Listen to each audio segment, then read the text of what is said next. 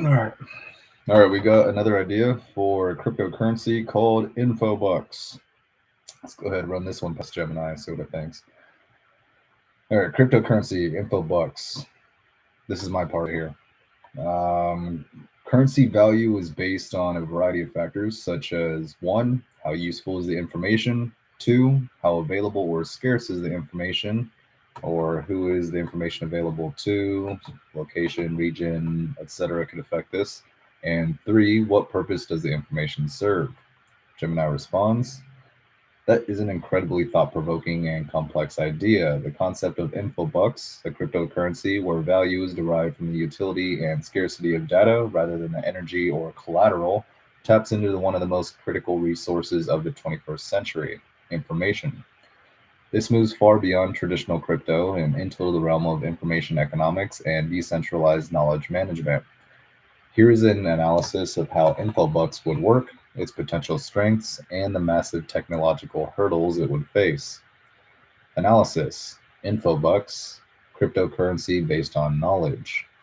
The core strength of InfoBucks is that it attempts to solve a real world problem: how to quantify and reward the generation of valuable non monetary assets, such as data or information.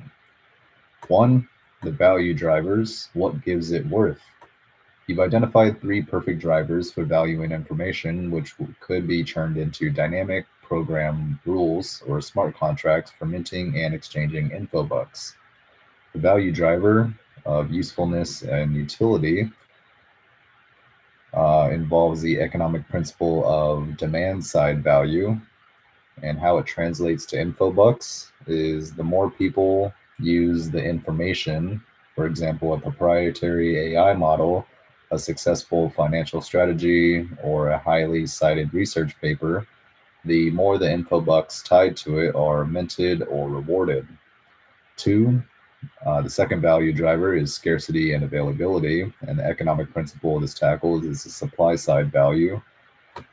One way it can translate into info bucks is that a highly restricted or unique data, for example, location specific data, specialized medical trial results, and proprietary business intelligence, would command higher info bucks rate.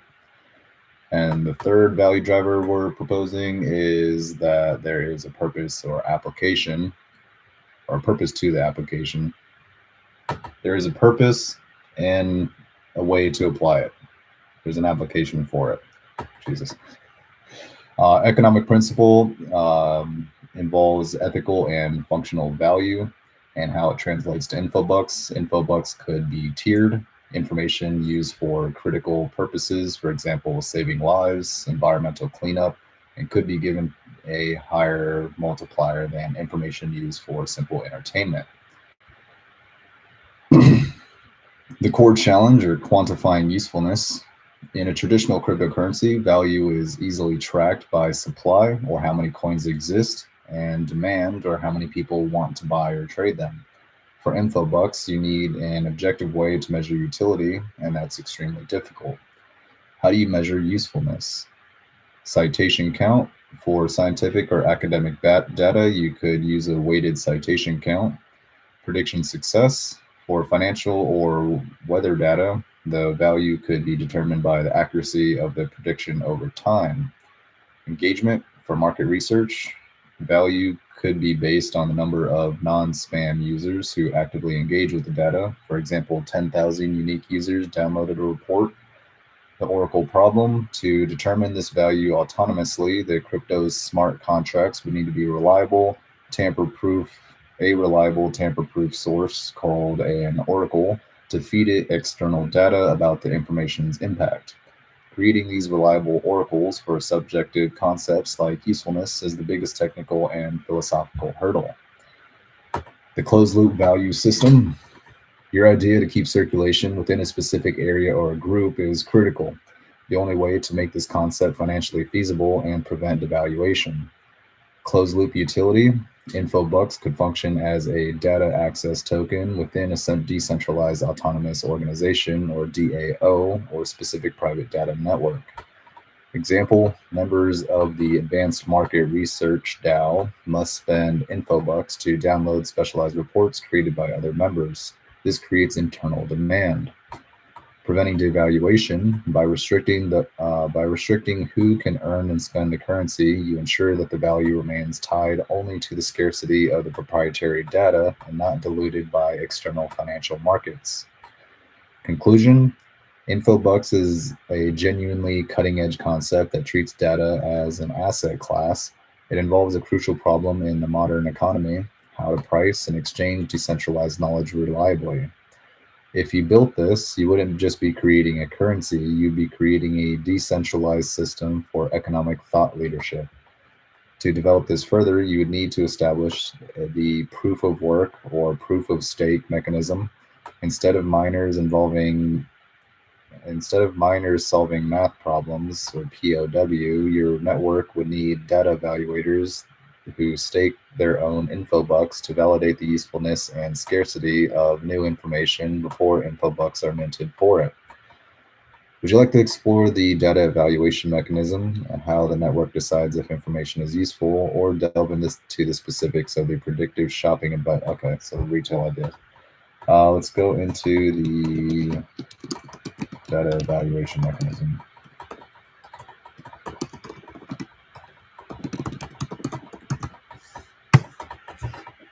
All right, data evaluation mechanism. Just waiting for a response here. That is where the rubber meets the road. The data evaluation mechanism is the engine that converts raw information into valuable info bucks.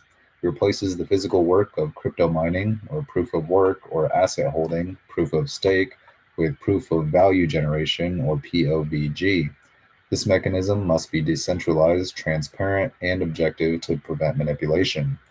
Here's a conceptual framework for how the InfoBucks network could decide if a piece of information is valuable enough to make currency.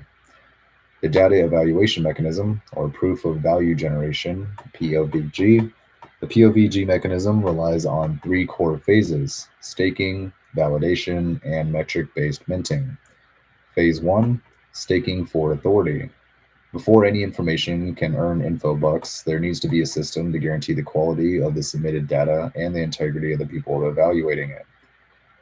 1. Validator pool. The InfoBucks network is governed by a decentralized pool of validators or economic experts, data scientists, and industry professionals. 2. Required stake. To become a validator, a user must stake or lock up a significant amount of existing InfoBucks and/or a reputation token. This acts as a security deposit. If they validate false or useless data, their stake is slashed or removed. 3. Information submission. A user submits a new piece of information, for example, proprietary market analysis, to the network and states its intended value based on the three factors: utility, scarcity, and purpose. Phase 2.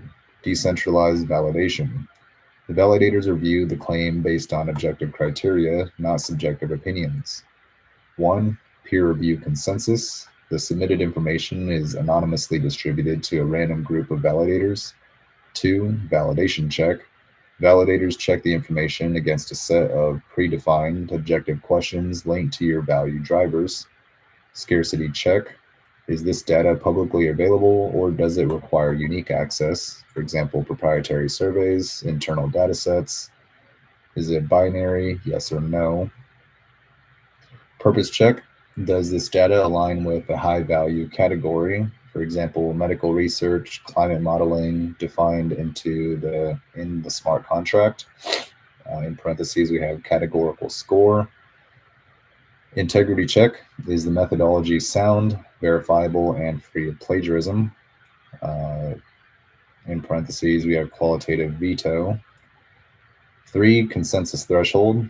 If, say, 80% of validators agree the data meets the standards, it moves to the final phase. If they disagree, the submitter's initial transaction fee is burned, and the validators are slightly rewarded for protecting the network. Phase 3, metric-based minting, or the proof stage. Once validated, the information enters a trial period where its real-world value is tracked using external data inputs or oracles. This is where the InfoBucks is automatically minted and rewarded to the original data creator. We have value drivers. Usefulness and utility. For usefulness and utility, the minting metric or proof. Value driver or factor, usefulness, utility. Minting metric or proof. Adoption and citation count, tracked via a data oracle that monitors how often the data is cited in follow-up reports, downloaded by paying members of the closed-loop system or successfully integrated into external AI models. The InfoBucks reward logic for usefulness and utility. Continuous minting. The original data creator receives a small continuous stream of new InfoBucks every time a predefined usage milestone is hit, for example, 100 successful downloads. Value driver, scarcity, availability, the minting metric or the proof. Access fee multiplier, the initial price charged to access the data is multiplied based on its confirmed scarcity score from phase 2. InfoBucks reward logic, front-loaded minting. The creator receives a large initial InfoBucks reward upon validation, which decreases over time as the information inevitably becomes less scarce. Cool. 3, purpose or application value driver. The minting metric or the proof is the impact multiplier. Information tagged as high purpose, for example, verified successful cancer research strategy receives a permanent higher minting rate than low purpose data. And the InfoBucks reward logic is tiered rate. InfoBucks are minted at a rate of 1.5 times or 2 times compared to general business intelligence. This POVG model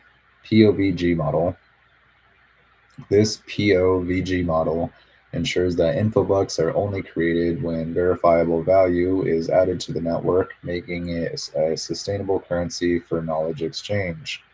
Did this framework for validating data make sense, or would you like to explore the predictive shopping advisor? He's trying to go back to the predictive shopping advisor. Okay. Good luck that I do. All right. We will get back to it when we get back to it. I got a bunch of other stuff I need to. We'll get second drafts. So we got a bunch of first drafts. We're trying to get second drafts. When we get the second drafts, we can cycle back through. And I need to be catch up with all my other thoughts too, all my other ideas, and stay up to date on those. So we will come back to this one, and also come back to the predictive shopping advisor. Great. All right, thanks for watching, and let's get some business done. Cool, let's do it.